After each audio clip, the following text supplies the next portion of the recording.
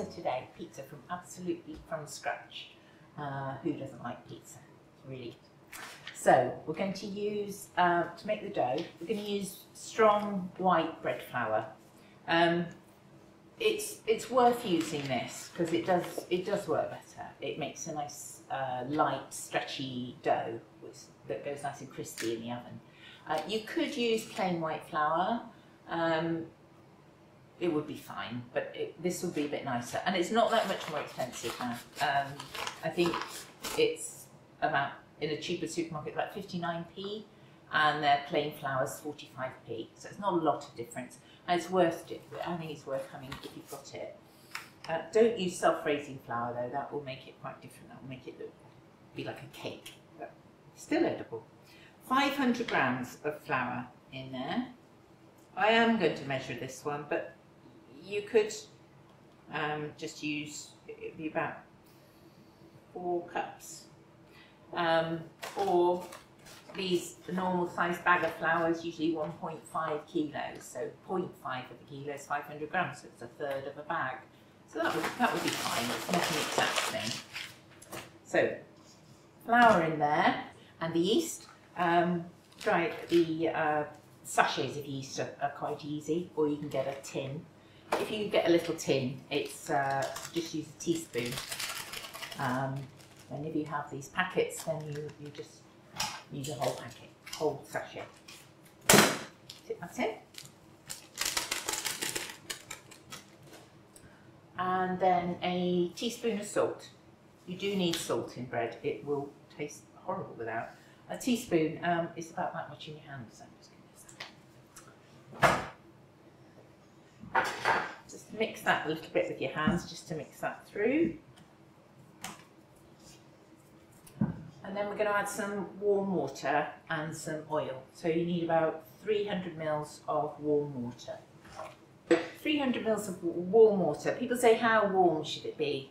I would say sort of as warm as you'd wash your hair or rinse your hair in the shower, or a little bit warmer than you'd wash your baby's hair in. So you just warm enough but not hot. I'm going to put the 300 mils here. I'm going to put most of it in. I'm just going to leave a little bit. Different flours, different bread flour absorbs different water. So just, you might need even a bit more. 2 tablespoons of oil in there. Just get a table knife, don't need a sharp knife, and mix that together. A lovely lumpy mess to start with. And it will start to come together as a lump.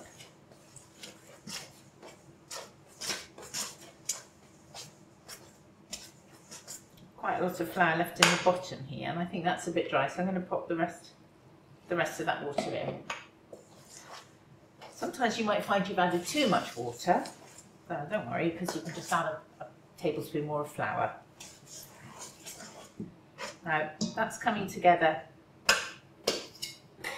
as a ball, and there's a term saying wipe the bowl, which does 2 things. It does help with washing up, it sort of gets all the bits off the bowl, but it also just means that has come together as a lump, and that's there. Now it's very sticky and lumpy at the moment, so we have to knead that now. So you want quite a lot of flour on your top, but scoop some of that off to the side, and then you can just add a bit more in when you need it. So the dough out. Your hands are sticky, just rub them with flour a bit. Now just turn that over a few times with the flour, and then you're going to start kneading it. There's nothing clever about kneading. You don't have to be gentle, you don't have to worry about knocking the air out of it or being too warm. The warmer the better, the stretchier, the more pulling the better. So this is how you do it. You have your ball there, you lift that front bit over, and then you push it with your with that part of your hand. And then you turn it a quarter of a way, so that one was there. Lift it again and push it. Turn it, lift it, push it. Turn it, lift it, push it. And you just keep doing it. And you'll, I quite like doing it. You need to do this for about 5 minutes. And when you get into the rhythm of it, it's quite nice really. You can sort of talk to people or look around or watch a screen if you want to, or just think about things. So after about 5 minutes, it will slightly start to change. At the beginning, it still looks quite lumpy and rough on the surface, and there's some cracks there. And if I press my finger in, it still makes a dent. That's because it hasn't really had the 5 minutes of kneading yet. So we'll carry on kneading. Right, so it's had a good 5 minutes now, and you can see that it is changing. As you feel it, it's smoother. And if you turn it over, you can make it, it's a lovely smooth ball, it's not lumpy. Now there's a little test you can do. Push your finger in and it sort of springs back quite slowly, but before I did that and it was a real dent, and now you can hardly see the ball. So that's enough. That's quite a lot of dough really. I'm going to cut that in two after making lovely smooth balls. Just knead it into a little ball again, each of them. Now one of these will make quite a big pizza, so big like that. So you can make 2 pizzas, or you could put one ball in the fridge for probably a day in an oiled bag. So get a plastic bag, tiny bit of oil in it, squidge it around. I'll do that now. Just a drop of oil. Give it a good push around.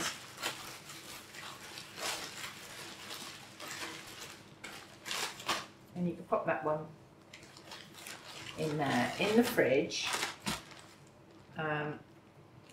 almost sealed, but leave a little gap if it's a bag like that, or if it's just a carrier bag, that would be fine, and then that wouldn't be airtight. Pop that in the fridge and it will rise quite slowly, but it will rise overnight and then you can use it the next day.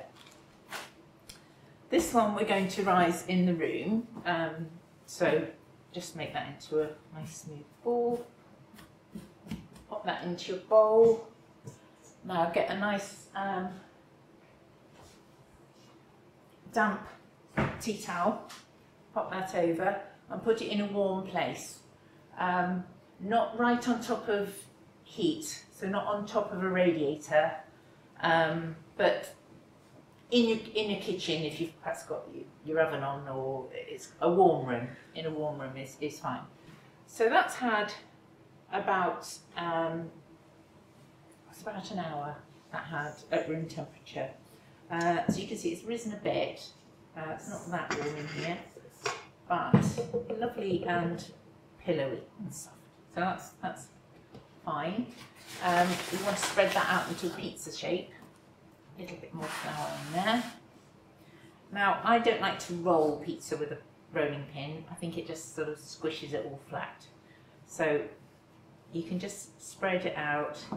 I'm not going to be brave enough to do all those swirls like they do in Pizza Hut, but you could try it. I do find if you hold it up, you can just sort of work around it, and the weight stretches it down, and you just gently pull it. You might get a hole in it. Doesn't really matter. You can sort of glue it together with itself. So stretching it out. Now you can stretch this. You can make, that's quite a thick dough. It's probably about that thick now. That's fine if you like a thick dough pizza. You could stretch this out to twice the size. It depends how big your oven is, really, how much room you have in your oven. So just gently stretching it out. And now I'll get my tin ready for that to go on. So here's an oven tin here. It's not square, so I'm going to make an oval shaped pizza to get as much in there as possible. A little bit of oil on the tin. Rub that round. The Italians would use olive oil, but honestly, just vegetable oil is absolutely fine. Now we'll finish stretching that on the pan. So put it in the pan, then you can see how big you can make it. You can stretch it out to the corners. I haven't got any holes in this yet, which is good. If you do, just sort of squidge it together.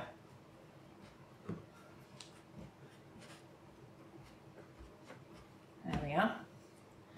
Now we'll just put that to the side, again in a warm kitchen, as we get all the toppings ready. And then that'll just rise up a little bit as it sits there. So chopping some veg to put on the toppings. Stuff down. I don't need to tell you what to put on a pizza. I mean, everybody puts what they want on a pizza, really. It can be vegetables. Starting off with tomato sauce, I think is usual, and you could start off with a white sauce. So I've made some of the tomato sauce ready, and I made this sauce quite thick. I cooked it down so that it's quite a thick paste like that. So we'll pop that on when the pizza's had a little bit of time to rise, and we'll get on with the veg. So of course you can use ham, you can use chicken or tuna or any veg you want. Just going to do it with some veg today.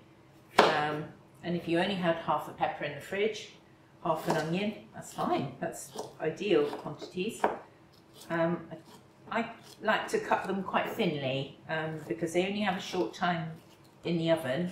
It's about 8 or 10 minutes in the oven, a hot oven. But there's nothing wrong with crunchy veg, that's fine. I quite like it to be a bit soft.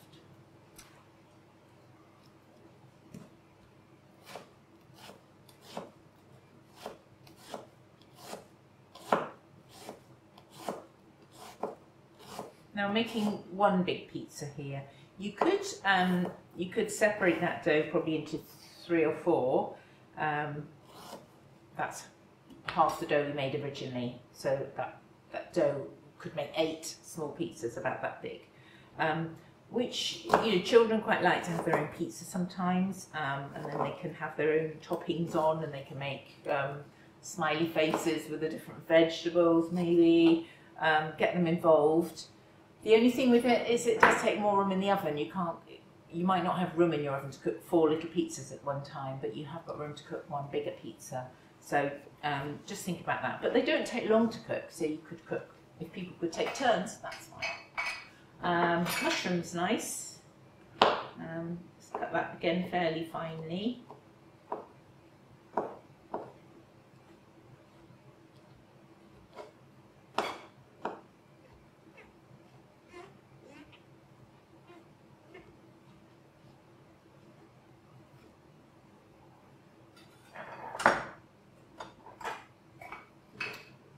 I think I'm just going to put that on today. I think it's quite colourful and quite tasty.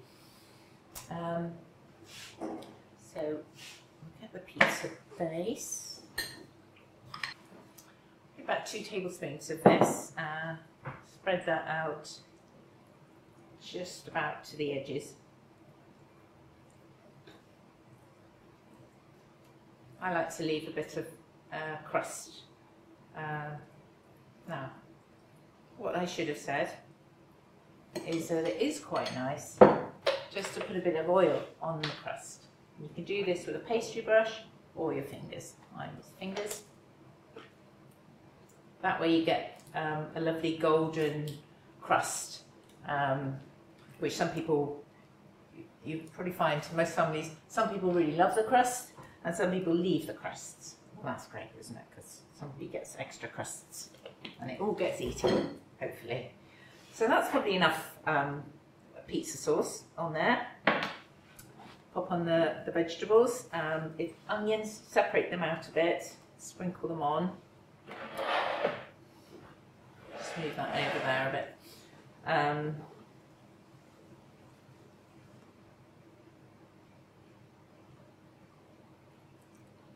and get, you know, really nice to get kids to choose what they want to put on the pizza. But no harm in just stretching that a bit and just putting something on that they're not very used to, or maybe just putting it on half of it and letting them try it. Because we're going to cover this with cheese and it's going to go lovely and melty. So actually, you can hide all sorts of things under melty cheese, and you might find that they like it. So that aside, we just need to get some cheese on there. You can use any melty cheese, so cheddar or mozzarella are brilliant. I'm using a pizza mozzarella, which is drier, it's firmer, and I think it's got a bit more flavour. So if you can get it, that's fine. Or you could grate cheddar, or you could use a soft mozzarella, but you do need to drain it. It's quite wet, so you don't want too much liquid on top of your pizza. That will make it go very soggy. So I'm just going to cut fine slices of this.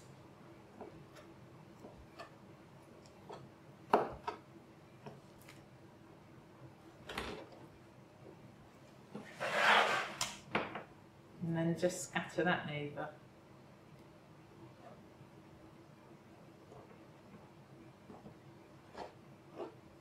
A little bit more.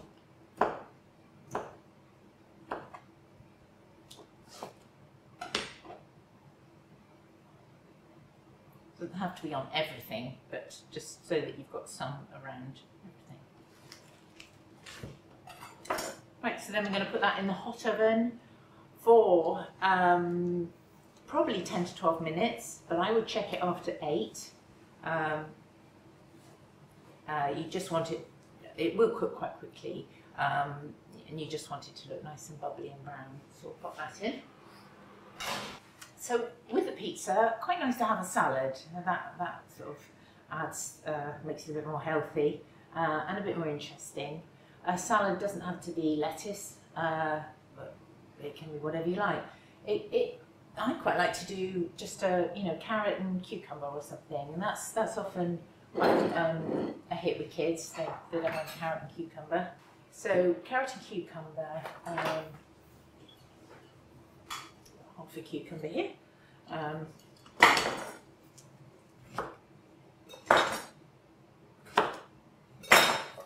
Probably peel this one. It's been in the fridge a few days.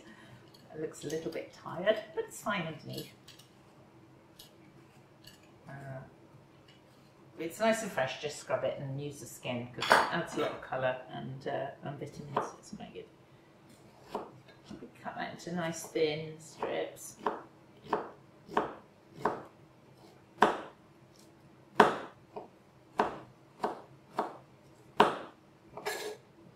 If your kids like a particular vegetable, if they really like cucumber, maybe depends how old they are, but try and suggest that they cut it up. You might have to supervise with the knife, but learning to use a knife safely is much better than not knowing how to use a knife. So some of that, and we'll do some carrot again. I'm going to peel this one so a bit fresher.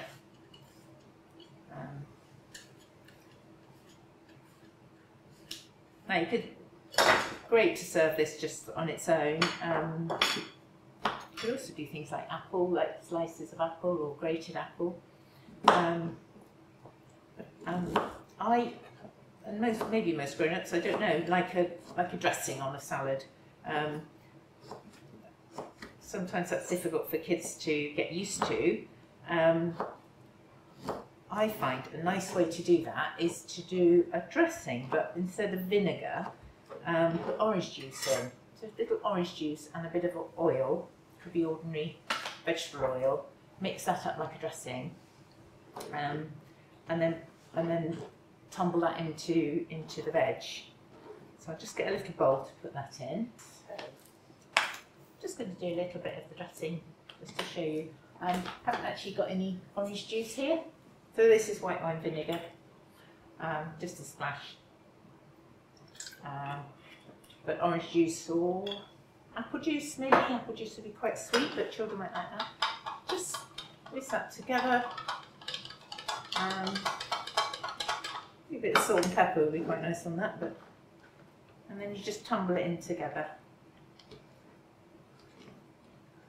You could do some with a dressing, some without a dressing. You know, try your kids and see what they like. It's the only way they get to learn how different things taste. And if they've helped made it, it's sort of their own decision. You know, it's sort of they're into it then. Right, so pizza should be ready now. Let's have a look at it.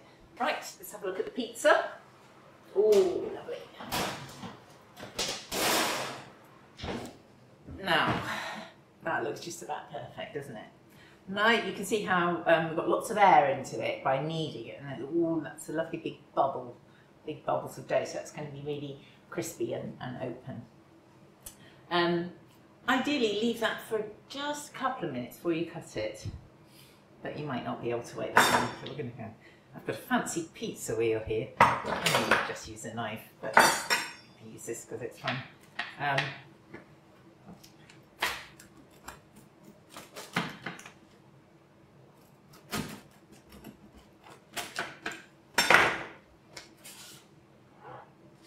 Now, that's a bit big for one slice, but we can cut that into two.